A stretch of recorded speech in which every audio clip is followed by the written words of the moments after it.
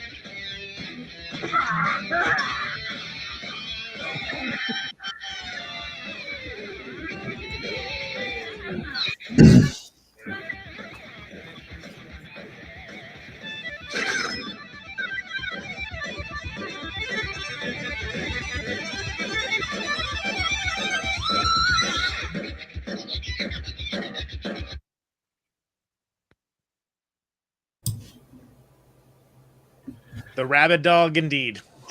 Literally the most fucking insane movie I've ever seen in my life. Did anyone else notice that in the warning slide that they put up at the very end of that trailer, it said like, violent sex, murder, sexual violence. It also said clowns. Yes. Clowns are terrifying. I mean, I agree. I'm glad that they had a content warning specifically for the clowns. Yeah, it's good. It's good. I wonder if it had to do with like it coming out and kind of terrifying people and like being like, listen, we have to warn you. There's a scene with the clown. It's kind of a terrifying scene. They throw some knives. I don't know. Just It's only the fifth or sixth craziest thing about this movie. Oh yeah. Well, NC-17, no clowns. Under the age of 17. Of course, yeah. Yeah, I mean, I've tried a list of all the craziest things about this film, and I've come up with like 153. That sounds light to me, but I'll allow it. Yeah, I was gonna say. Yeah.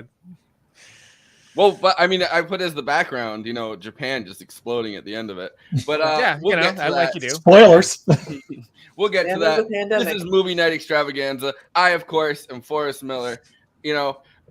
Joined by Jay Underworld. I plan on being a god in the next 5 years. There you go. And Protonic Reversal Zone, Conan, Neutron, and the Secret Friends. He has a pitch for everybody. That he might want to pull up on the screen for a second while we're introducing him because I don't know if you want to I'm not prepared for that, but I absolutely will. But I consider it a public service personally. But absolutely, yeah, I'll work on that. Happy to be on talking about this. Legitimately, cannot stress this enough. Absolutely insane movie. Happy to talk about it. So It's how's gonna your do you have your carpool karaoke pipe? Look, I'm not going to reuse the old guy's bits. All right, like this is going to be an entirely different kind of show. This is Retweets and emails though, like Craigie Ferg would. you know, I'm going to bring him on for the transition team, right? And I'll take his advice and his wise counsel. But yeah. So of course, what Forrest is talking to, good viewers, and this is also me stalling, is that friend of the show / enemy of the show. Are we friends with them anymore? I can't keep up. Amy Bell of These Are Bad Movies started up this petition on change.org for Neutron for the Late Late Show, or a Craig Ferguson at least, based off of a comment I put on our friend Kristina's page about this. So we are now 56 strong for this particular petition. It is a ancient law of Hollywood magic that at 1,000 the show was legally mine. So all we got to do is get it to 1,000 and then it'll happen. At least bring back Josh Robert Thompson for the voices. Hey, don't look, Start your own petition. You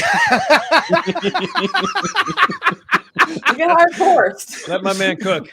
I was gonna say, I think I might bring Ian on as a writer. I got you. Thanks. After that, I don't blame you. That, of course, is Ian Miller, bassist for Kowloon Walled City and co-host of Rigs of Dad Prodcast, not podcast, Prodcast. I don't know why Ross chose to do that, but I don't question him. He's built his empire. The empire existed before me. I am just slotted in as co-host, but I'm happy to be here. Yeah, happy to have you here. Genuinely happy to have watched this movie. Which this was the pitch. We're still doing introductions, but I have to point out that the two finalists were this and Stalker. And it was me. I was the one that was like, you know what? Let's do Dead or Alive. Let's go nuts here. I felt like Stalker would be the more like thing you might expect this show to do. Right. It's the staid conservative selection. Right. Actually, we're boycotting Russian cinema, so right. Exactly. Yeah. Screw those dead guys. We're going to support Ukrainian cinema. Yeah, exactly. We stand with Ukrainian cinema. I assume there is Ukrainian cinema. Yeah, according to Letterboxd, the one movie I watched this year is Ukrainian cinema. It was about some journalist who ate somebody, but that didn't really happen. I don't know. I watched that today too. I watched a Ukrainian blogger eat a guy out of a tank. Excellent. He found a little piece of someone's body and he ate it. And you know what? It wasn't the worst video I saw today. Good Lord. The worst video I saw today was Biden's new disinformation czar singing a Mary Poppins song, and it made me want to redacted my redacted. Nice. Well, I'm very stoked to have Ian on. He just got off of tour. Kowloon Walled City, played a bunch of shows in the Rust Belt and the East Coast. I just had him on Protonic Reversal, so if you want to hear about all that, go watch that show. Yeah, welcome back, man. And it's you're a mensch for jumping right back in after doing that. So wasn't gonna miss this. Let's talk about one of the more insane movies that's ever been committed to celluloid. Absolutely. We should probably get through the intros first, though. I think let's do it. Yeah, and we skipped somebody. We skipped Kristina. Kristina Oaks. Kristina. Wanted. Twitch left goddess of Yeah. Doing Black Canary tomorrow, so that's gonna be fun. Doing that cosplay. I'm gonna have so much fun. I got the outfit, it's sexy. I used a lot of Nair today. So much Nair. Yes. Fantastic. Who needs to spend money on a Brazilian wax? Let's be real here. No, that's what my middle school football team did in Texas. That was the initiation, was to shave the people's heads, and some people who protested too much would get Nair rubbed in. Ooh. Oh. Marks. Well, that's what you got to do to protesters, I guess. Yeah, this was like in 1992. You know what, guys? For this movie, at least we could tell some very disturbing stories that we have experienced in life. So let's go. Yeah, I was gonna say it won't touch a candle to any of the stuff actually that was in the film. So it's great. So the first 7 minutes of this film, let's talk about it. It starts off with you know, they're walking through a thing. You don't really know what's going on. A woman falls off the fucking building and has like with cocaine in her hand. We got a jumper. With blood and powder everywhere. The guy grabs it out of her fucking hand, and then you go straight into a guy eating noodles, like just voraciously slurping up noodles, and it's slipping between that and like watching fucking Japanese businessmen doing a bunch of coke. And then the guy does the fucking coke off the Hot Wheels track, which I thought was insane. I mean, that's enough cocaine to stun David Bowie. Like I mean, seriously. Yeah, and then from there, there's a dude having gay sex with another dude. But there it gets a little weird, actually. Yeah. That dude gets fucking the dude that's fucking the dude gets murdered in the middle of having sex with the dude, and then they pull the guy out. A lot is happening, and it's not even 5 minutes. He's got a kimono and a loincloth on. Yes. I don't know. Let's hear some thoughts. What are you guys' thoughts about the first 7 minutes of I mean, I think there are more events and ideas in that first 7 minutes than most franchises. It's basically not Snatch. Shit, I just watched it. That one with Jason Statham. Lock, Stock, and Two Smoking Barrels? No. The crazy Crank. Crank. It's Crank. Basically, Crank takes those first 7 minutes and turns it into a 2-hour movie. You know. True. No. But this did come first. Incredible credits. Yeah, no, absolutely. So like, but the thing is people were more likely to have seen Crank, which is definitely a fun movie, and you know, don't sleep on it if you haven't, if you like this kind of crazy stuff. Crank 2, it's the sequel you didn't know you needed for Crank, but still does not compare to this movie. That's like lightweight compared to what this movie does. Yeah, that's like the Foo Fighters compared to you know, this Nirvana. I was gonna say Queens of the Stone Age or something, but like like this is the OG. This is the real 100%. You know, not cut, pure. Unfortunately, I just started watching the film, and my mom walked in to like check up on me, and of course, the butt sex was happening. My mom's like, "What the fuck are you watching?" I'm like, I have to watch this for the podcast. She's like, are you even allowed to like show any of this movie? And I'm like, no, not really. Not really. Like, no. She's like, well, that channel's gonna be going away soon. I'm like, it's for work. The fact that Forrest hasn't gotten this channel like banned from Twitch is a miracle. It's quite the achievement, frankly. Yeah. As somebody who's on this channel, I'm constantly astounded myself.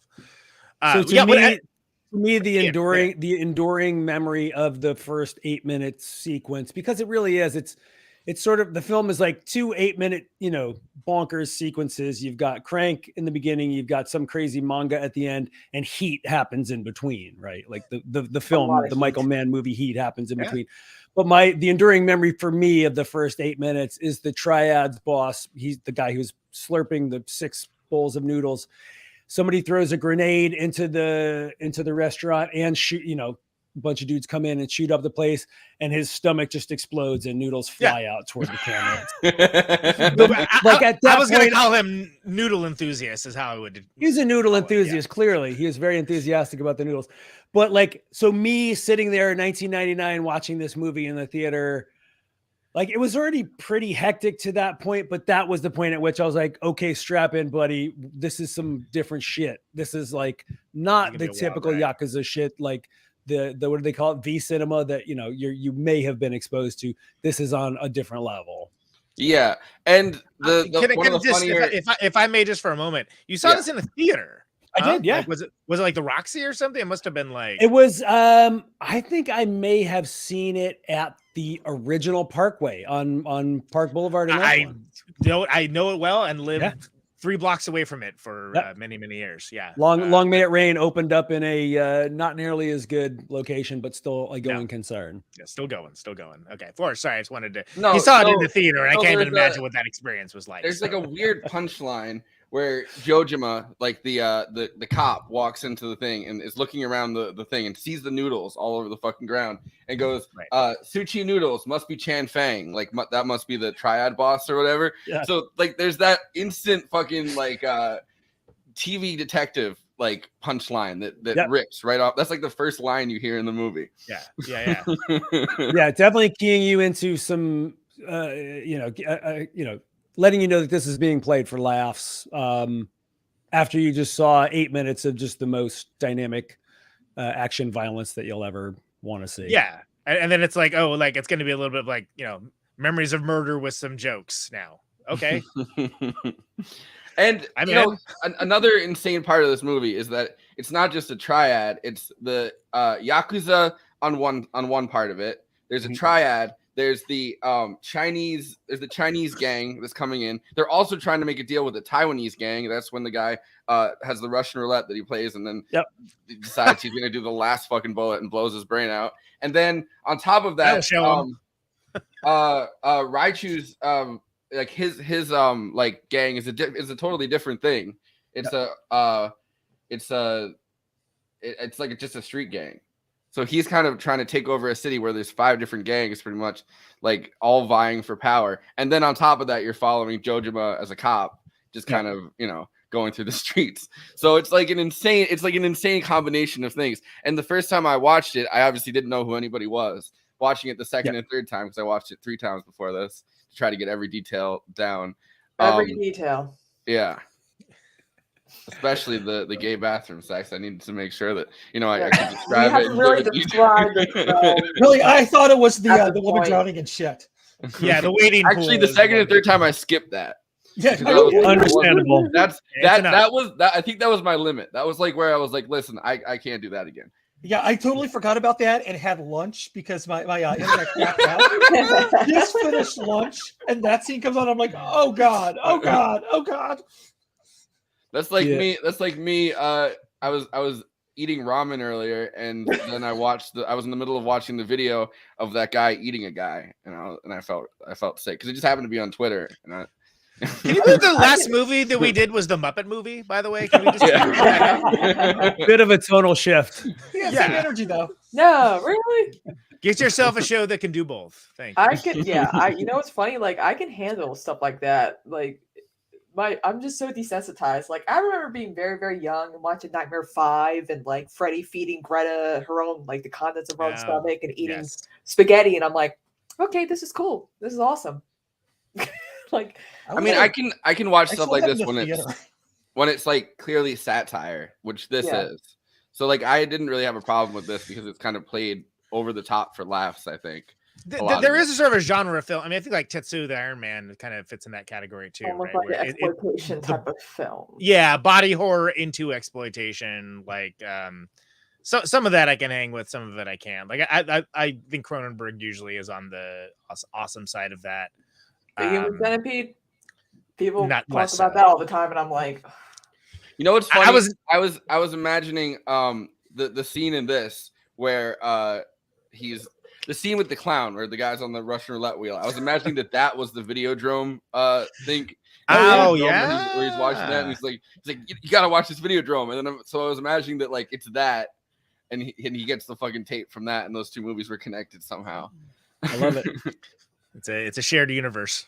Yes. Yeah. I love how this was released like Thanksgiving. Well, I thought it was remarkable. So I've already mentioned, Miike made his bones like in the Yakuza V cinema scene. So he would do between 5 and 10 just straight to video, by the numbers Yakuza movies every year, and I guess still does, like still puts out a ton of stuff like that. But this actually came out the same year that he made Audition, so that's pretty remarkable. But it also kind of fucks it up because every single I found a bunch of like things where he's talking to people at different film festivals, and he's only talking about Audition because that's the one everybody wants to talk to. There's no clips that I could find of him talking about this movie specifically, but I do have Extreme Violence and Humor. He's this was a more recent film festival in India, I guess. Don't sleep on those foreign film festivals. I'm telling you. Yeah, I would love to moderate a panel at one of them. I did just want to staple on to Ian's comment about him doing like all these films. He's obviously a big fan of Seijin Suzuki, who did a bunch of Japanese noir films, and he would do like 5-6 films a year himself back in the 60s, which is crazy. Branded to Kill, which this movie is very, believe it or not that much different from, except there's less rice sniffing in this movie, which is a weird thing. It's like that's like murder, rice sniffing, and lots of sex and cartoon butterflies. It's a strange film. I'm in. Yeah, no, it's well worth your time, trust me. But Suzuki did like 5 films that year, and like that was like his big bomb, which got him fired from the studio he was working for. But Wow. he did a bunch of just absolute classics. So, and he apparently, I just found out he did a sequel to it, which I've not seen, called Pistol Opera. Pistol right. what? Okay, Pistol there you go. Opera. That's a lot of information, everybody. So soak that up, and then let's watch this clip. Mr. Miike, how do you so seamlessly combine humor and extreme violence? でもやっぱりなんていうのかな、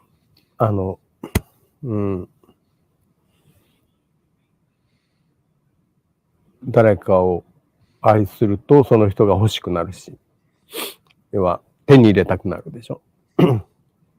まあそれもバイオレンスじゃないですか。要は、ほとんど、同じ意味、一つのことの裏側と表側に一緒にいるっていう感覚はあります。You know, you are the god of extreme experiences in cinema. And you've talked in interviews about how people have come up to you even after your films and said that you're sick. And you said that, I think I'm a man who's misunderstood. So what do you think audiences don't understand about you? ただ本当に病気の人、心を病んでる人は自分が心を病んでるってことを知らないんだよね。だから自分も本当はどうなのかって自分自身分かってないと思うけど、特別何かそういうものを表現したいから映画を作るというより自然にそういう作品が生まれてきているっていう、それはまた時代が変われば違っていくっていうふうに思います。You said you told this very funny story in an interview about your mom taking her friends to see Ichi the Killer, and she didn't know what it was. And afterwards, she said to you, "What have you done?" You know, through these years, you've been making films for many decades now. How has the family responded? You have 3 children. Have they ever looked at your movies and said, "Dad, what are you thinking?" まあ、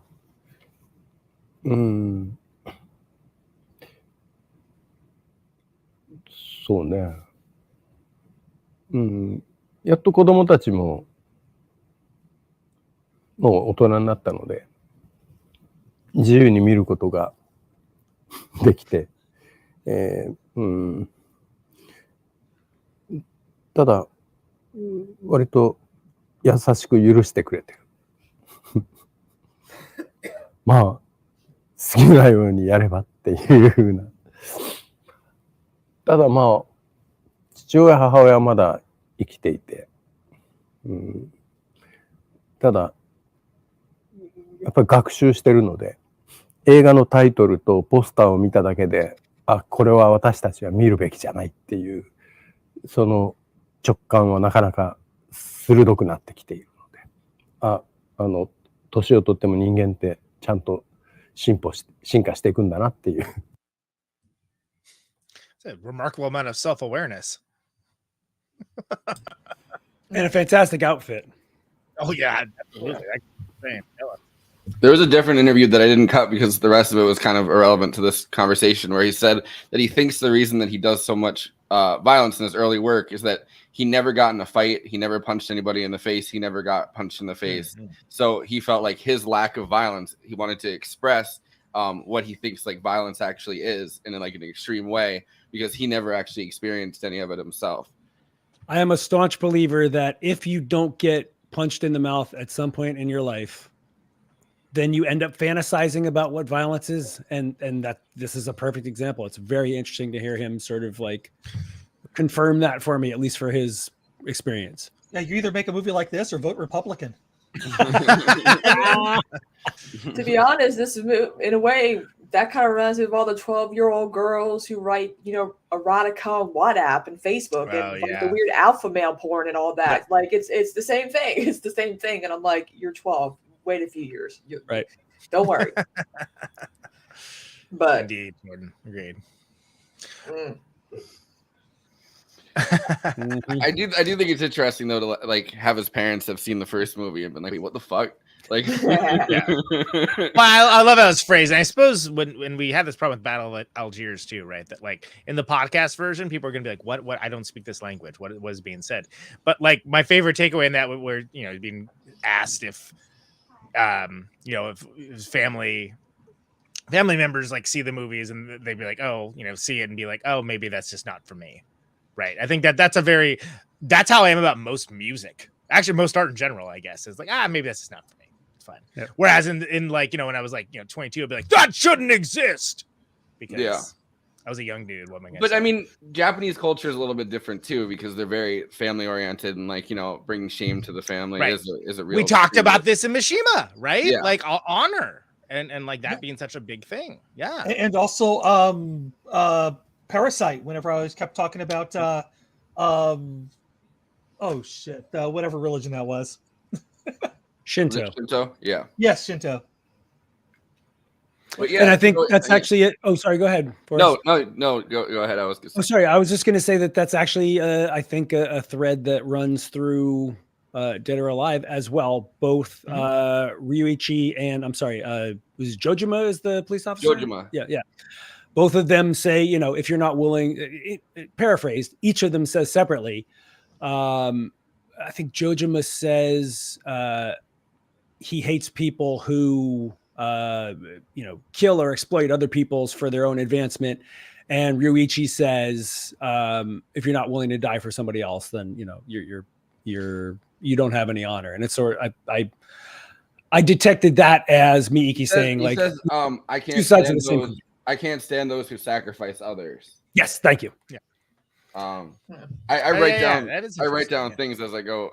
For sure, yeah. Like it's but you're right about the honor thing, because it's like, I always think of like Mulan and even like the Karate Kid, because they always talk about like honor, like dishonor on you, dishonor on your family, dishonor on your ancestors and whatnot. And people need to understand it's a different culture. So when people have like this idea of what Japanese culture is like because of what the media shows, right? But like the problem is that a movie like this, people are like, yeah. I didn't expect to hear Mulan in the same sentence as Dead or Alive, but culturally, yes. It does. Yeah, there we go. People or the Karate Kid, this movie is a perfect wax on, wax off. I mean, you don't think that there are gangs over there, that they're like their own like mafias? Like the gangs are always going to sweep the leg. That's we all know. Yes. Right, but that's a to your point, Kristina. That's a tough row to hoe for Americans, for people brought up in this hyper individualistic, hyper atomized society. Like we don't have those kinds of community and familial bonds that they do elsewhere, not just in Japan, but I'd say everywhere that's not the West, and certainly everywhere that's not America. We are in this radically individualistic culture, much to our own detriment.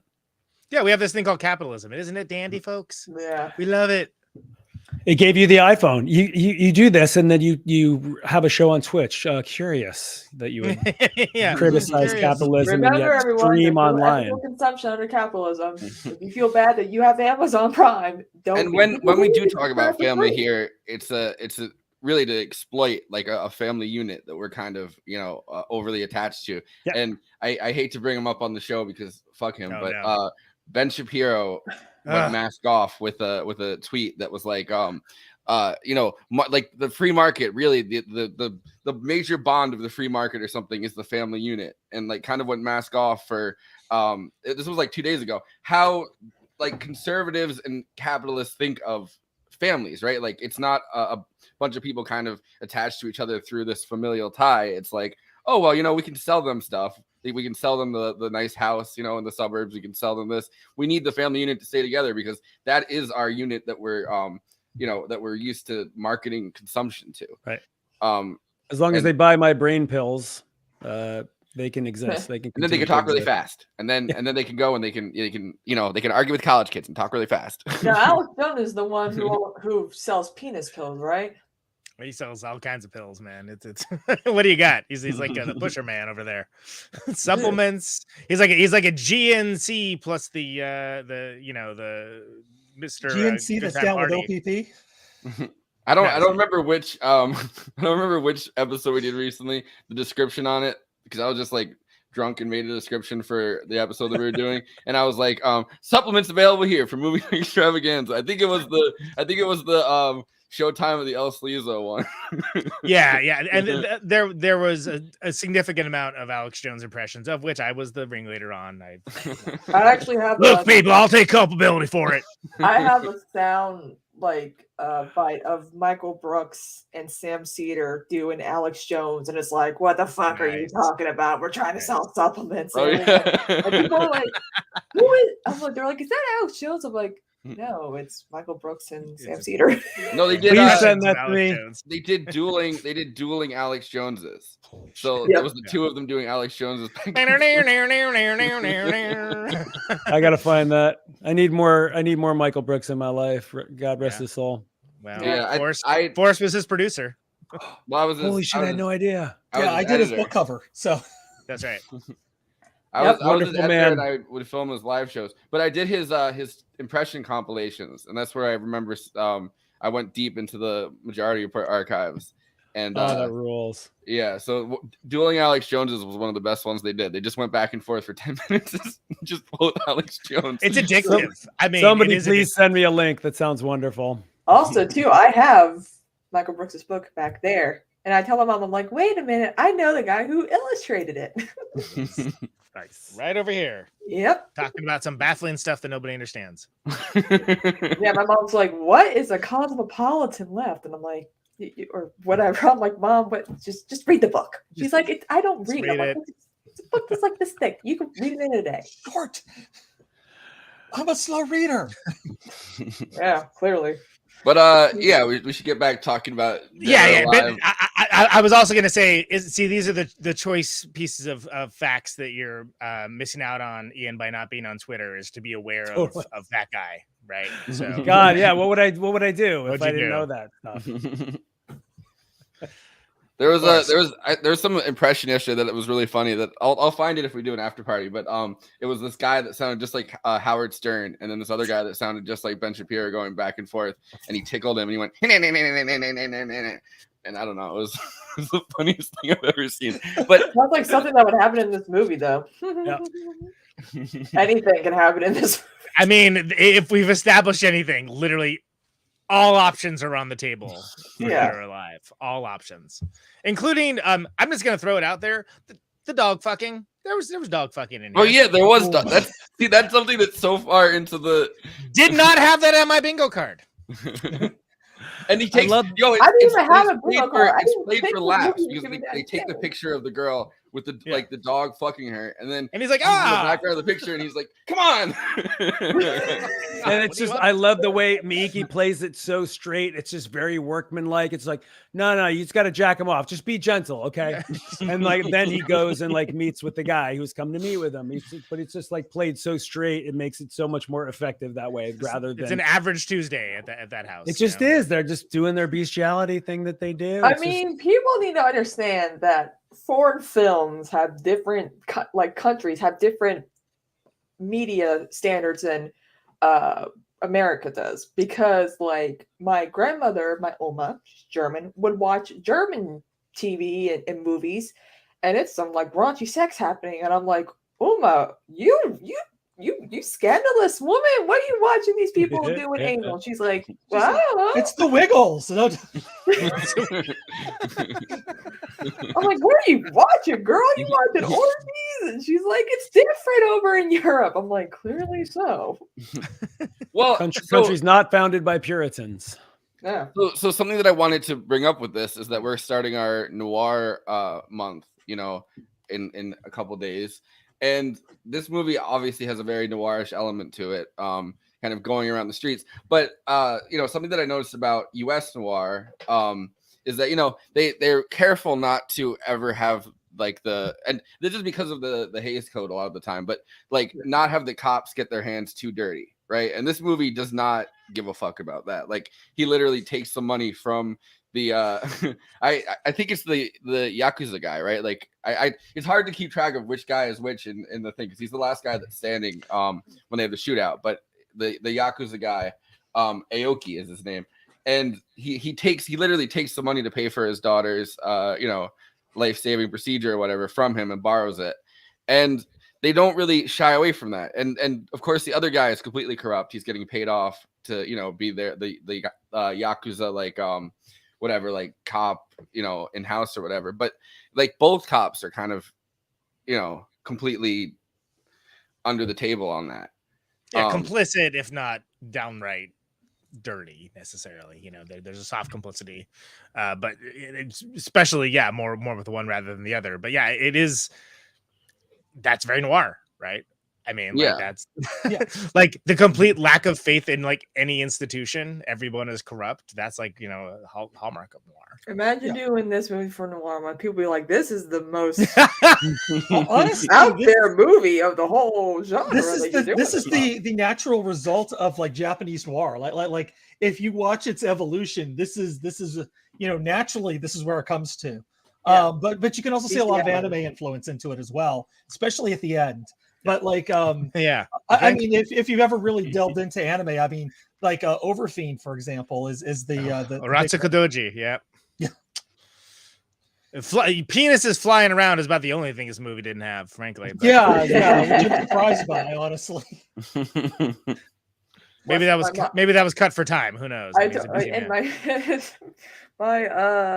I'm thinking, as I'm watching this movie, I'm thinking, what's next? Gaping holes? Like, what's happening here? They throw the fireball through the gaping hole.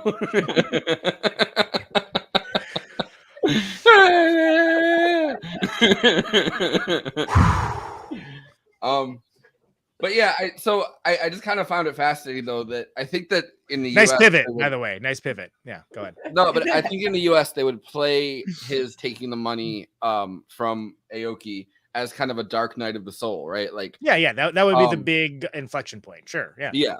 And in this it was not. In this he literally extorts the money right from him. He's like, "Hey, I need to borrow." He just walks up to him too, and he's like, "I need to borrow this amount of money, 20 million yen." Yeah. Mm-hmm. Which I looked up, by the way, if you're wondering, it was about $100,000 back in when this movie came out, which is about $200,000 today. So so he just fucking takes the money and then walks away, and it's not something that you're supposed to think too much about. It's not, and he's supposed to be the the straight-laced cop. I mean, he is. He's good at his job. He cares. Everyone's like, "Stop caring so much. You don't have to care that much." Right? We're not that serious. We're the police. We're not the police. You know what I mean? Like. You just have to keep some kind of balance. Like, yeah. And I took the police commander, sergeant, whatever, the guy who they keep visiting on top of the building, who's making his flutes. Like he was sort of like the King Lear character. He's been driven mad by, all these, the conflicting, orders that he's been given, and he's just given up. Like he can't, he can no longer contend with all the different inputs that he's contending with. And he's just like, fuck it. I'm just going to be up here making my flutes if y'all need me. I'm not even going to try. One does. Yeah. I mean, Conan, does that too. His new noir theme, flutes right in it. I show my skills of a flautist on the theme song for Movie Noir Extravaganza. You were correct. Yeah. I also another thing that I wrote down. I completely forgot about this till now. Jojima's daughter, when he pulls out the cell phone. She goes, an analog phone, typical Japanese police. Like she's shitting on the police too. Nightcap 1312 said this movie.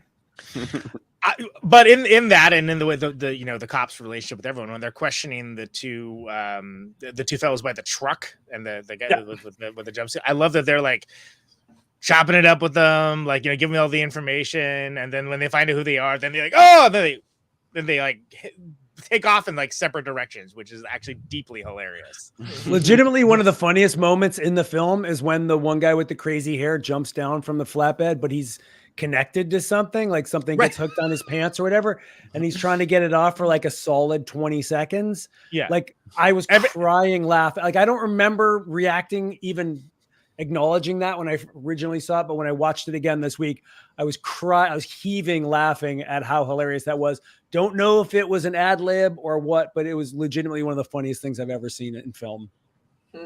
because every second of it's right on camera too, and it's a great long take. I think It's incredible. Yeah. Another crazy thing that just kind of happens is when he's doing the. I mean, I referenced this already, but he's doing the deal with the Taiwanese mafia guy. He was like, "Yeah, I can get you in touch with my boss," and then he hands him the Ryu the gun. And he's just like, yeah, here, just play Russian roulette. So the guy puts it up to his head, fucking pulls it. He puts it up to his head, pulls it 4 fucking times in a row, and just hands it back to him. And I thought, like, part of me was like, does he think that maybe there just isn't the bullet in there and the guy's like kind of fucking with him? But then the guy puts it up to his head and blows his fucking brains out. Yeah. That's how it always happens. But that's mid transition. They don't focus on that. Like it no, it's just another tableau. Just another this tableau. Movie is just like a compilation of like shocking things with some plot. Yeah. Very, very thin plot though. Yeah. It could be like my mom was literally like, "You're not watching porn, are you?" And I'm like, Mom, this might as well be Japanese porn. I'm like, this might as well be Japanese porn. I'm just saying. I don't think movie night extravaganza would make me. Would they? Would they? I don't know. Well, I don't know. When are we doing pirates? We did do that Muppet bit on the after show. Yeah. I'm not going to say the name. Thank you. Oh yeah, that bit went on forever. It sure did. This thing was not mentioned. Listen, if we're gonna do like a pirate, a swashbuckle like type of like theme month. So there is a movie called Pirates, and it is rated X and has Evan Stone, right? And a budget, and it's kind of fun. It's hilarious. By the way, are we doing an after party tonight? Do you guys want to do that or? I'm down. Yeah. I mean, we're still doing the main show, right? So we should probably finish that first. But yeah. So I have it right now. I found it. No, I was just asking because I have to make the thing for it. But okay. So I have this thing that I found of it's Eli Roth, Guillermo del Toro, and Takashi Miike all hanging out at a film festival. And, holy shit! Yeah. And awesome. it's a 19-minute video, but I'm not playing. I cut it into bits, but like, so there's a couple bits that I found that I liked, and they're just kind of hanging out. Like it's pretty cool. It's like this show. I'm trying to remember what movie it's for, but I don't remember which movie that they're doing the press for. But yeah. だって僕らはね、子供の頃それにむしゃぶりついて。He's talking about how he had someone milk someone else in one of his movies. ああいうことやると異常になんかその記憶もないんだけど、どっかになんかこう懐かしく思ってる。See, I mean, Miike has already done adult breastfeeding and adult giving birth. I think that, you know, being Jewish, I have to do an adult circumcision. I think that that's all that's left. I don't know what other baby. I don't know what else. Where do you go? Okay. Delayed reaction. Which is in the film. Really? Yeah. Right. In the So film. that's right. He already beat me to it. So there's nothing left. I have to just copy his work. There's nothing. But what I love about your films is that very few filmmakers can understand what level of violence to use to tell a story effectively. Like they either go too far or not enough, or they cut away. But whereas, you know, with Ichi, you have this incredible violence, the manga violence. But in Blues Harp, that last shot, you just cut away, and it's so powerful. But your sense of sort of when to pull back and when to show violence, I think there are so few filmmakers that can really capture it. And, you know, the way you understand the story. And this is, you know, it's something I look for in horror movies, that, you know, it really, the level of violence really depends on what story you're telling. How do you know when it's too far, when it's too much, or when to pull back? そういう動物的なことって計算しちゃうと、その計算が見えてくるじゃないですか。きっとこれはこの作ってるやつはここまでやれば観客は驚くと思ってるなって、もう計算したらそれが見えちゃう絵になっちゃうんですよ。なんか子供のように無心にやってて、で特にバイオレンスシーンって撮ってて、すごい現場は平和なわけですよ。お互い信頼し合ってないと本当のバイオレンスって作れないんですよ。要は殴り合う役者がお互いに傷つけないようにしながらギリギリのところをやっていくっていう。で、キャメラマンもそのギリギリ狙うっていう。なんか夢中にやって、で、夢中にやったら、夢中にやってしまったっていう反省で、こっちに行って、なんか真ん中を取るんじゃなくて、こっちに行って反省して、で、こっちになってまた飽きてきてこっちに行ってっていう、そういう、そういうバランスの取り方ですよ。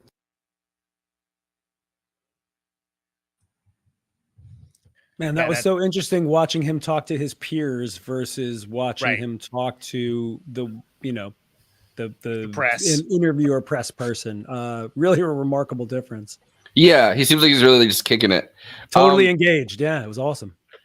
But it's kind of fascinating, right? Like, because I think what I was getting through watching a bunch of clips of him talking about this stuff is that he really doesn't write scripts the way that, that like American filmmakers do, where you go to Hollywood or whatever, they give you the money, you have to show them a script. It's really important that the script be completed before you start shooting.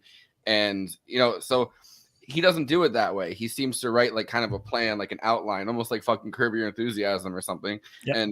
And then he goes out into the field and then they kind of all decide together, maybe not collectively, but like, they kind of decide to push as far as they can and see what they can really come up with on the fly, rather than kind of doing this overly planned out thing. And I think it's kind of fascinating that he had a lot of filmmakers coming up around the same time. I mean, Eli Roth obviously is one of them, but like Tarantino, I think Tarantino's dialogue is extremely important to him. There would be no case where Tarantino is just like, hey, why don't you just improv and then we'll see what happens with the sword or something. You know what I mean? Like that would never happen with an American filmmaker in that kind of category. But that's kind of the closest category I think you have to something like this, right? Like it defies all genre, it defies all it's extreme. Everything has to be extreme about it. It's grotesque in some ways. Like I feel like Tarantino's a similar filmmaker in that way, but obviously keeping to a very, very planned out script.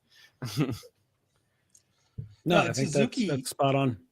Suzuki did something kind of similar where he actually had like if I remember correctly, Branded to Kill took like 25 days from pre-production to finish, and they were editing it like right before they released the film, like the night before. So that's how down to the wire that was. And he had a team of 8 writers that he worked with called the Team of 8. I forget the Japanese name of it, but that's how he would actually get these movies done at such breakneck speeds, do 5 a year. And I imagine he's done like hundreds of movies, right? I mean, like he's done a lot. The Suzuki, yeah. So I imagine Miike might have done something else, has a similar type setup, because like it's very obvious that Suzuki is a big influence on him. So I imagine he has some kind of like group that he can just go, bam, bam, bam, go from like pre-production to editing in a month. Maybe a little longer with special effects, but Yeah, I mean, they're gonna have to do something about Aquaman too. If Amber Heard's getting replaced, so you managed to wedge it in, didn't you? You got it in. I've been waiting. No, but seriously, like what was the one about the Getty family that they had to replace Kevin Spacey with Kevin Spacey, I think, right? Yeah, with Christopher Plummer. I think it was Christopher Plummer. Yeah. Well, yeah, I remember. Like, they did all the scenes for like 3 days, and then they released the movie, and I'm like, technology. How? Yeah, well, Zack Snyder did that when that Dead movie with Tig Notaro. So I think Tig Notaro should replace Amber Heard. Oh yeah. Yeah. I'll sign that petition. While you're signing petitions, 2 million people signed that one petition. Mm-hmm. Well, it's amazing how you can like way back when, even like in the. But I do think like studios were a lot different way back in the day too. Like they were able to like produce stuff a lot faster, but nowadays it's like it with the pandemic and all that, it's taking a little bit longer for certain films to get released. Well, you also kind of have an interesting thing that's popped up in the last couple of years where films now, the ones that aren't like Marvel movies or whatever that are like, put out at a breakneck speed, like the other movies that are like, you know, more arty or like that are kind of being pushed into the Oscars and stuff. Like we were talking about this the other day. Movies used to be kind of just kept down to 90 minutes, and they're getting longer and longer and more complicated. And I really missed that during the Batman. Thank you. Really? I mean, it looked like a long like a long version of like Batman the Animated Series. I mean, it looks good. I'm not going to deny that. It looked great. Yeah. Yeah. I would it appreciate just, some acting, but you know, hey, it just had no substance to it. That one did not feel. Oh, God. That one did not feel overly long to me, but I am generally on board with if your movie is 88 minutes, you know, you're already going to get a 4-star rating from me. I mean, unless it's a real turd. I think they cut the new Doctor Strange movie to 2 hours. I'm like, why would you do that? Like, at least make it like 2.5 hours. Like you make Endgame almost like 3 hours. I'm like, come on, people. Like more. I feel like superhero movies, they have to be kind of long. You can do a 3-hour movie and still have it be good. It's just, do you have enough look at story Spinal Tap. for a We talked about movie? Spinal Tap recently, right? Like they basically cut out 3 movies worth of stuff from Spinal Tap. But Spinal Tap is a perfect comedy. Like perfect. I wouldn't change anything about it. It's you know, how long was the first cut of Blair Witch Project? And I think Blair Witch Project, not a perfect film by any stretch of the imagination, but was like the perfect found footage film. I would make that argument, but that movie, you know, works, and it's I think it's right around 90 minutes. I mean, like with I think it's a little bit less actually. Like with this film, it's like 145 minutes, and I'm thinking to myself, well, they can't really do anything else extreme. You thought, yeah. Yeah, like, they didn't become gaijin like they do in Crank 2. Yeah, they did Crank do the next 2. best thing though. New sponsored movie extravaganza, the Crank franchise. There is, so of course the version we're talking about is the unrated version. There is an R-rated version. Would you all be interested in hearing what they cut out? Yes. Yeah. So much of the sodomy in the opening, not all, but much of the sodomy. Right. The fat This movie spray just doesn't work without that sodomy, though. I don't know. I wouldn't. It really ties the film together. Yeah. the fat spraying from the Fat Man as he shot. Oh, I see. I think that's noodles, right? That's what I'm talking about as the noodles exploding. Yeah. Oh, yeah. Right. It is. I'm just reading this, man. Totally. I get it. I'm practicing doing the teleprompter thing the late night hosts have to do. Right. So, Jojima and the porn guy walking through his apartment misses the part with the woman and the dog. Yeah. Makes sense, right? Yeah. The infamous feces drowning. It's out. Entirely. The fellatio of the Yakuza member completely cut.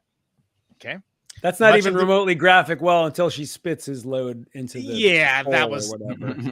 They could have just done that. Yeah, left that out. Much of the restaurant shootout, which is a shame. That's one of my favorite scenes. That's the least, like worst part of the film. And then the ending chase / battle cuts several of the more extreme violent shots, which is also like, why would you fuck with that? Yeah, that's perfect. I mean, like it's a perfect ending and it's a perfect beginning. Like that, if that intro was a short film, it would be the best short film of all time. Yes.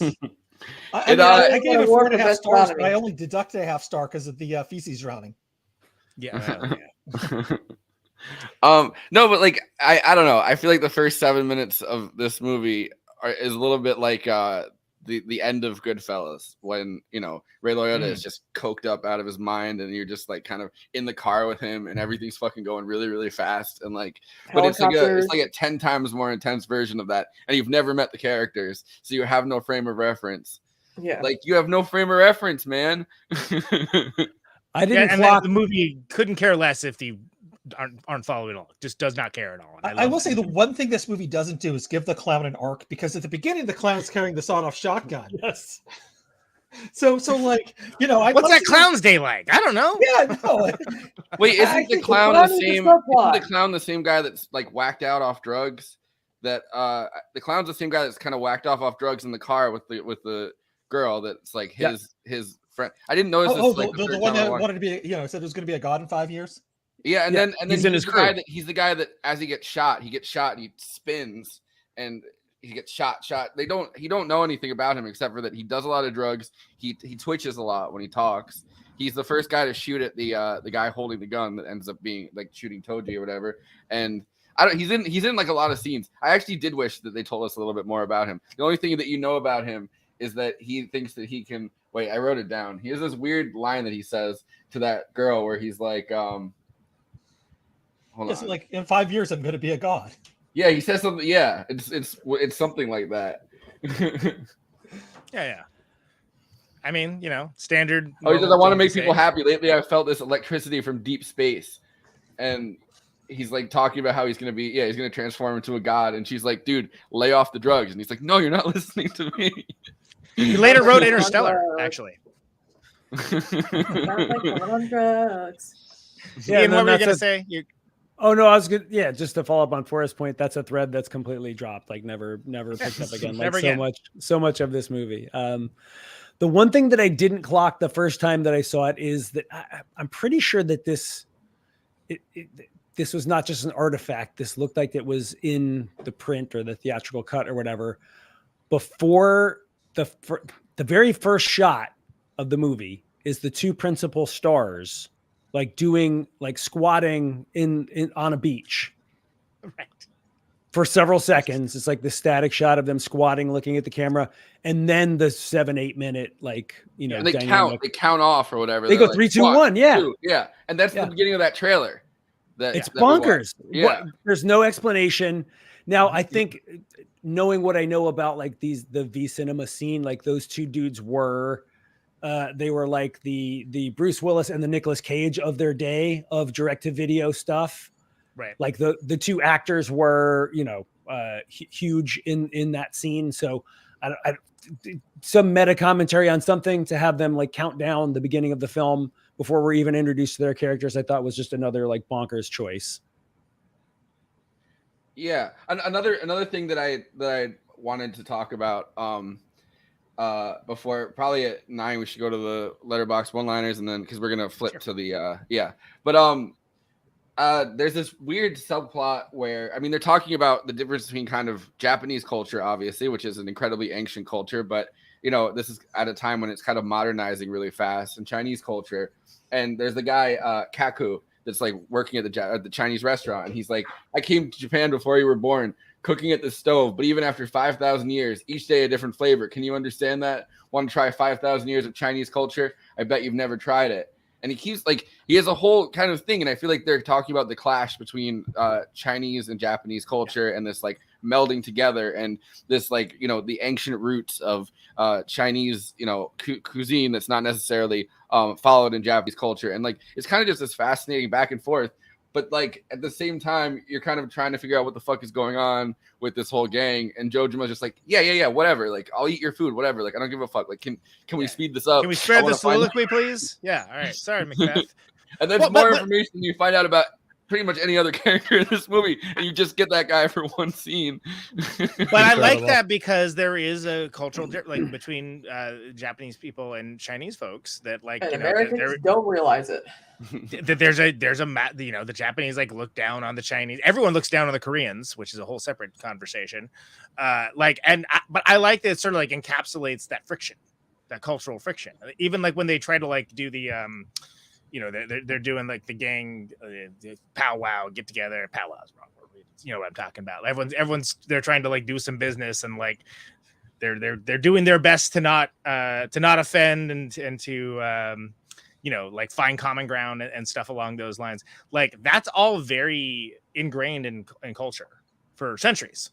Not just decades, but centuries of these kinds of cultural impressions and conflicts going back hundreds of years and things along those lines. So I like that you get a little speechifying. By the way, the way that they this is hilarious, but the way that they bond, the Chinese and Japanese representatives, is that they start shitting on Russians. And yeah, exactly. Because the thing is, as much as they dislike each other, they dislike other outsiders more. Yeah, I love that. So they're we Chinese never forget who dug the well. And then the guy's neither do us Japanese. And he's the Chinese don't betray such people. And he goes, not like those Russians. They should give us back our fucking islands. Yeah. It's cool when Russia does imperialism, though. You know, I have to say, like I've watched a lot of Chinese and Japanese films, and Chinese, you know, do a lot with Japanese in their films, but they're usually the villains in like World War II films. Yeah. And I could name off a whole bunch. I'm not going to. But if anybody wants to know, I can give you some recommendations. But yeah, it makes Ian, sense if you ever want to hear about Wolf Warrior or Wolf Warrior 2, Andy, which are not on the list. Absolutely. No, but I mean, it makes sense that, you know, throughout World War II, the Chinese they were in the middle of having their war between, you know, like the communist Maoist faction and the, you know, the KMD, like the nationalists. They were killing each other, stopped killing each other so they could kill the Japanese, like as many as possible. As soon as fucking World War II is over, they started killing each other all over again. Yeah, exactly. And then it was the nationalists. Great time's over.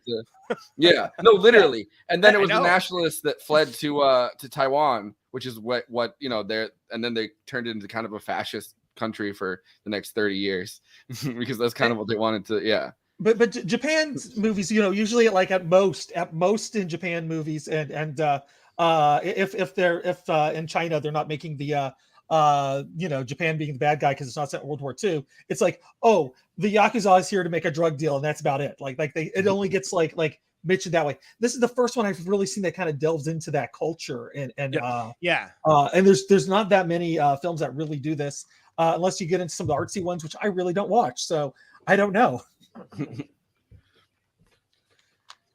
But it was refreshing to see something that made me really think deep about you know, about these about like what is the history of Chinese you know, refugees in Japan. That's the diaspora. Because that's something that's not really talked about much. Yeah, and when they talk about the relationship that a lot of countries can't really have a relationship with Taiwan because they have a relationship with mainland China, and you know, people from Taiwan, you know, that wasn't the case up until the Nixon administration, where Nixon was like, "All right, everybody, switch," and you know, all of a sudden we recognized the Chinese and we didn't recognize the Taiwanese anymore. But you know, it's kind of fascinating. They're doing business with both. And both are, you know, it's kind of this seedy, hyper capitalist, like almost like a narco capitalist, like dystopia situation going on. Like no one gives a fuck in this movie. Like there's no rule of law. Like they're like, we have to maintain just enough balance that like we're not thrown off. Also, it doesn't seem like they have boundaries in terms of like where they have jurisdiction or something. Like he goes to a completely different village somewhere else to go track the guy down. It seems like they're kind of almost like a federal police force. No one's really, so it's like, I don't know. It's almost like it's taking you back almost to like a more like a samurai culture in some ways, where you know you have like warriors that are able to go wherever they want in Japan and kind of just you know, fight people down. Like there's no, I don't know. It's kind of fascinating that way. It's like from bestiality and sodomy on the side. Yeah, you know.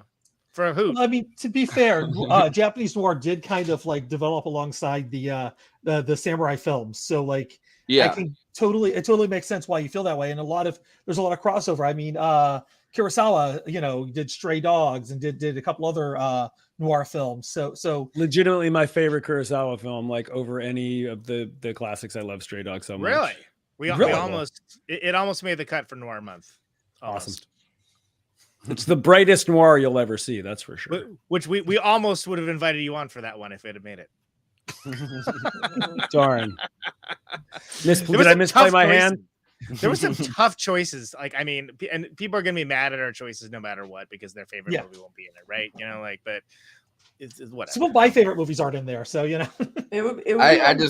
I just had to, you know, have Third Man. That was the one that I was like, yeah, it can't get cut. Third Man can't get cut. I already have stuck in my head. You can't take that away from Orson Welles, the most hideous man alive. Oh my God, Orson Welles. You can hire when you take over the Late Late Show, Conan. You can hire Forrest to do all the impressions in the background. Sure. I can only do Alex Jones, so you can do Jordan Peterson. People be like, "Wait, is that Kermit?" Because people in the real world don't that's know the one impression. They're like, "All right, can you do anything else for Kermit?" Like, nope. No. No, If you can do Kermit, you can do Jordan Peterson. Yeah. Sure. It's a twofer. It's a 2-for-1. Exactly. Yeah. Crying Kermit is Jordan Peterson. Yeah. But yeah, you want to jump on these letterbox one-liners? I was gonna say this seems more like after party material, but yeah, absolutely. So, of course, Letterboxd is a community. It's a open source democracy, a bottom up democracy, if you will. That is a social media network that is not terrible. Film lovers talk at, with, and to each other about films they love, films they didn't love. Oh, films fuck, Elon Musk just bought it. Well done. Boss well Baby now has a perfect rating. Boss Baby. Jesus. Yeah, films that they love, films that they didn't love, films that were baffled by, films that they just have a hot take on. Of course, best expressed for the purposes of this bit and this show in the ever popular one-liner format, working on your tight 5 on the internet, which is what most people should be doing instead of doom scrolling. So without further ado, these are the Letterboxd one-liners for Dead or Alive. Forrest, let it rip. On Crack Cinema. Film that is on crack. That tracks. And it's that's cool Adam Friedland. Yeah. Adam, yeah. Brooklyn-based podcaster and comedian Adam Friedland, everybody. Yep. Not like that gay Adam. Different guy. I don't know who that gay Adam is. No, there's the bit that they do on yeah. Town. Adam will have sex with I your see. dad. Yeah. Yeah. Adam's gonna fuck your dad. Too esoteric for me. I think we can all agree that aside from Beneath the Planet of the Apes, this movie has the most batshit ending in movie history. Now wait, can anybody remind me what the end of Beneath the Planet? Yeah, I wanted to know that too when I. Yeah, no, that's the one where Charlton Heston fights the apes underground and they launch a nuclear missile and destroy the world. Oh fuck yeah! So I mean, equally batshit. Yeah. It's Like underground parody. mutant to human people versus monkeys versus Charlton Heston with Hell nuclear yes. bombs. Go down. It's basically Ukraine. Nice. Exactly. Yeah, exactly. He really pulled that bazooka out of his back pocket on some Call of Duty shit. Legendary. Dress for your, Did. I remember when this movie came out, everybody was just like, it's like live action anime. Yeah. It's like live action Call of Duty. It's like a bag of holding, and he pulls the bazooka out of it. Yeah. That's for Varn. I don't say it enough, but dudes definitely rock. Dudes rock. There's no, I mean, yeah, get used to it. We're going to continue rocking until morale improves. That's a Kowloon Walt say. Russian, give us our island back. That's right. You know? This was my Super Bowl. Yeah, mine too. Yeah. No, I have no notes. Turns out all those Scorsese gangster movies desperately needed the cinematic equivalent of setting a book on fire as you try to read the final 2 pages. Holy shit, that is an amazing image, and only 3.5 stars though. But only 3.5 stars, exactly. Yeah. I mean, sure, that's fair. I'm like, this is a 5-star movie with the deduction of course, that one scene, but you know. One scene. It's all relative though. Just the one scene. More than anything else, this film is about cool guys doing cool things. I mean, what else is there in this movie? Yeah, dudes just generally rocking. Yeah, exactly. Some This dudes movie- are rocking, some dudes are jacking off a dog, but dudes are definitely doing something. Speaking of which, this movie is simply built different. That's just that's irrefutable putting it rather fact. mildly, but okay. I like that this movie got you in trouble with your mom. That's amazing. Yeah. That should be a letterbox list, by the way. Movies that get you in trouble with your mom. Yeah, To be fair, my mom would be mad about this movie too. So, Well, if Yeah, my fair. partner ever catches me jacking off to porn, I'm just going to say I have to do it for work. Well, it's like my mom. She couldn't watch Pam and Tommy because I told her the animatronic talking penis or whatever. She's like, "Wait, what? I can't watch this." I'm like, "Mom, I'm like, clearly you've seen a penis before, right?" one would hope. I would imagine so. I can't believe I'm commenting on that. But yeah, greatest opening 10 minutes of all time. Greatest ending of all time. Oh, and in between, a dude accidentally breads and deep fries his hand in the middle of a shootout. Yeah, we didn't even talk about that. No, right? Epic. There's just too So much there- stuff I- that happens in this movie. I feel like there are 2 bonkers things that we didn't talk about. There's that, and then in the final shootout at the Triad Gang hideout, there's a guy in a duck suit who gets murdered. Who gets got? Like He got very got. graphically. Yeah. Yeah, he got Just blown one, the fuck excuse away. me. He's not yeah, a duck. It's a foul of Goose? some sort, right? Some kind of something. Look, the important thing is it was a grisly murder. of Crane, said maybe? fowl. Okay, Right. I'll accept Crane. Yeah, Yeah. a big white bird Yeah. All gets right, murked. Great. The defense rests. So those are the Letterboxd review one-liners for Dead or Alive. Follow Movie Night Extravaganza on Letterboxd. That's Forrest over there. I, of course, am Conan Neutron, future host of the Late Late Show. You can follow me on Letterboxd as well, at Conan Neutron. Kristina is on there and needs to make the list of movies that she watched for this show that get her in trouble with her mom. Yeah. I think that would be a great list, and that would I get some will say traction. Sweeney Todd probably would too. She'd be like, so much blood. I'm like, the blood's orange, it's fake. Let it go. J. Andrew World, also on Letterboxd, watching things like Wolf Warrior 2 and things along those lines, and informing you of all the Chinese cinema that you didn't know you needed in your life. Ian, you don't use your account that often. Teen Archer, though, you are on there On And Letterboxd, yeah. You are on Letterboxd. Yeah, and you have I'm on there. you call your shots, and I appreciate that about you. When the new year rolled around, Jan 1, I swore that I was going to start using Letterboxd again, and then I quickly, started neglecting it. Maybe this is the impetus that I needed to get back on the horse. Maybe this is it. Maybe this is the one. So, yeah, follow all of us. Do all those things. J. Andrew World, take it away with the plugs, please. Yeah, if you're watching us right now on Twitch, make sure if you can, please subscribe. If you have a Amazon Prime account, you can subscribe for free. That helps us out. Doesn't cost you a penny. It's great. If you're watching us over on YouTube, do the YouTube things. Hit the like, subscribe, hit that bell, smash that bell, baby, and comment. And here's the big ask: play the video to the end, because that actually does help other movie fans find our content. And if you really want to help us out even more, we have a Patreon. This is going to get you access to bonus stuff. You'll always be able to access our after party, so you can see whatever crazy things we come up with. It doth get crazy, folks. It doth get crazy. No, our after parties are like Dead or Alive. And because someone always ends up fucking a dog. Yes. Someone always gets shot in the stomach and noodles fly out. Yes. Exactly. Deep fry their hand in the middle of a shootout, Well, I saved that one for Tuesdays, but someone always ends up fucking a dog. I don't know. Drowns a prostitute in poop. We didn't even mention the little fart while she's before she's drowned. Oh, yeah. I put all that whole scene out of my fucking mind. I don't know. I love how one of Andy's children is in the background as we discuss this as well. This is oh yeah, this is lovely. No one under 17 will be admitted. He also apologizes for not his under small, 17. He also apologizes that his dick is small at one point. But everybody likes it. Yeah. It's more of an explanation than an apology. I guess it's a bit of an apology. But yeah, it's a declaration. We know more about his small dick though than we do about that whole guy's backstory that's in pretty much every scene. I agree. I have no notes. Steve Aoki. Oh, his name is Aoki, but I don't know.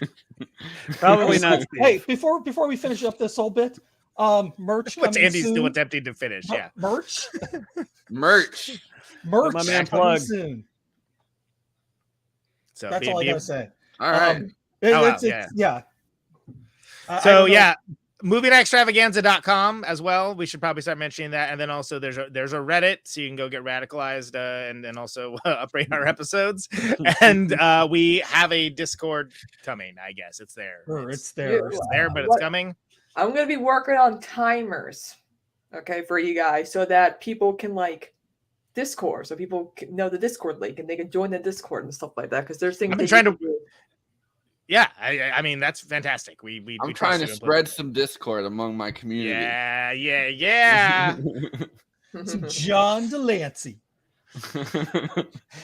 All the Brodies in the house get that one, but that's okay. Okay.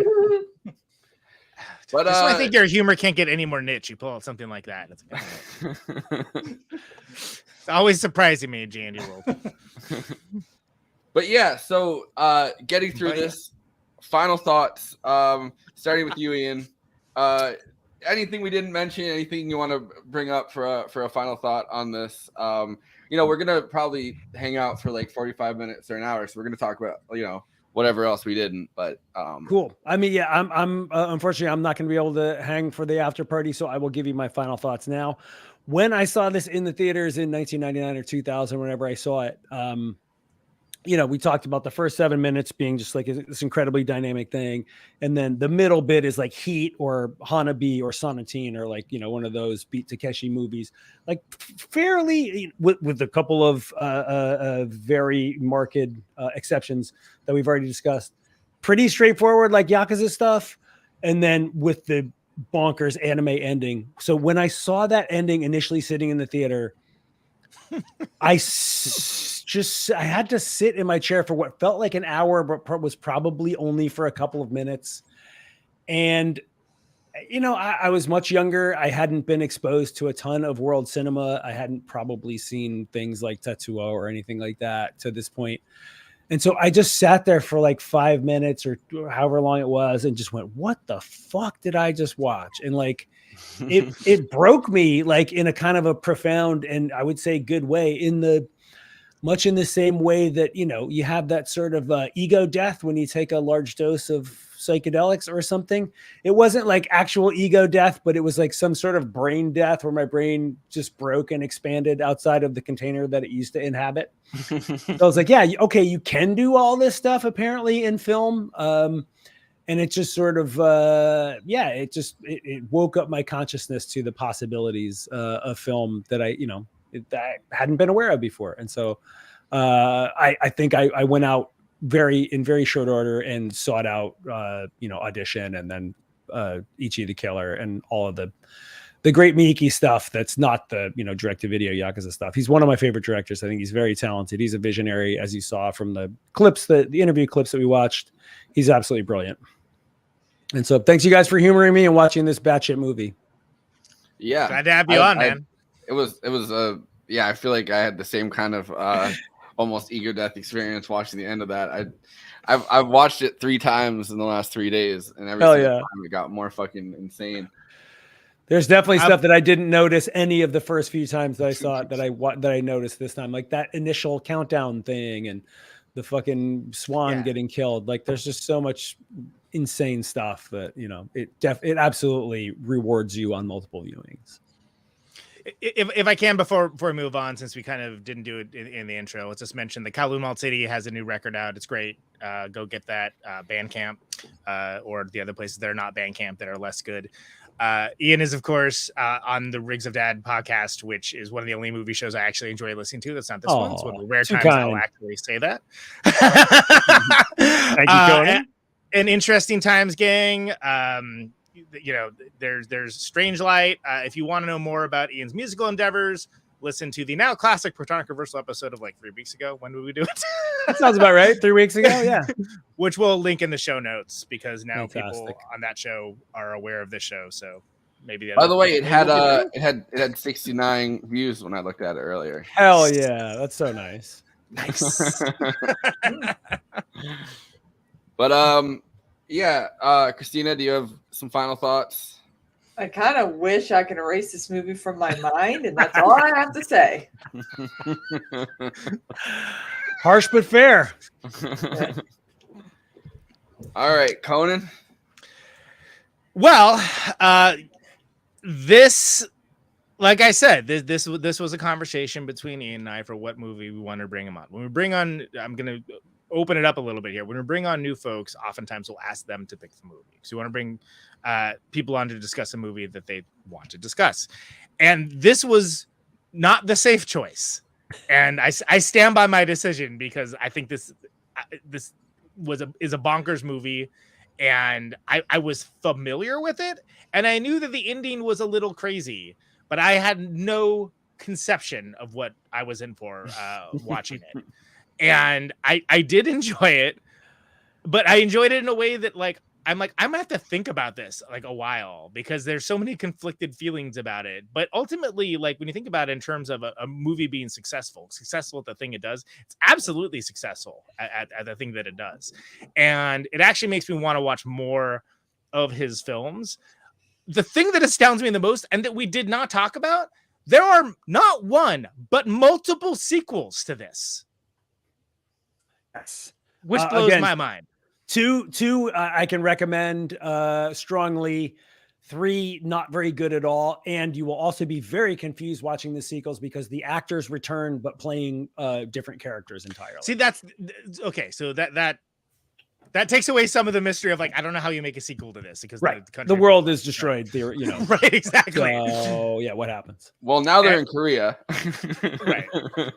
And of course, everybody signed the petition that Amy Bell, These Are Bad Movies made to make me the new host of the Late Late Show. Thank you much. Please and thank you. All right, Andy, you got some final thoughts? Yeah, no, this is a normal movie watching experience for me. It's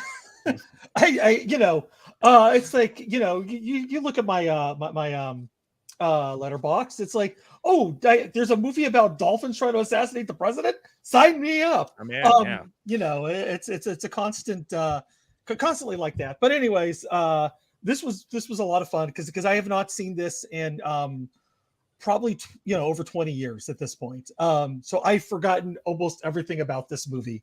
And it doesn't seem possible to me, but yeah, I'll take your word for it. Yeah. Well, when you just constantly are taking in just crazy, it's eventually, it's your lifestyle brand. We get it. Yes, exactly.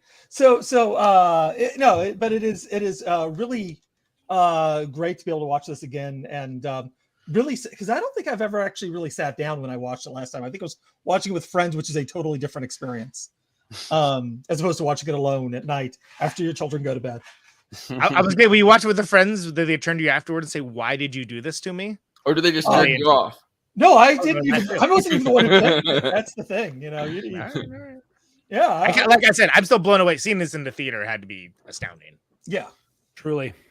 All right, I was literally astounded. Yes. Well, my final thoughts on this are: the clam and the crab were so busy quarreling that the seagull came along and ate them both.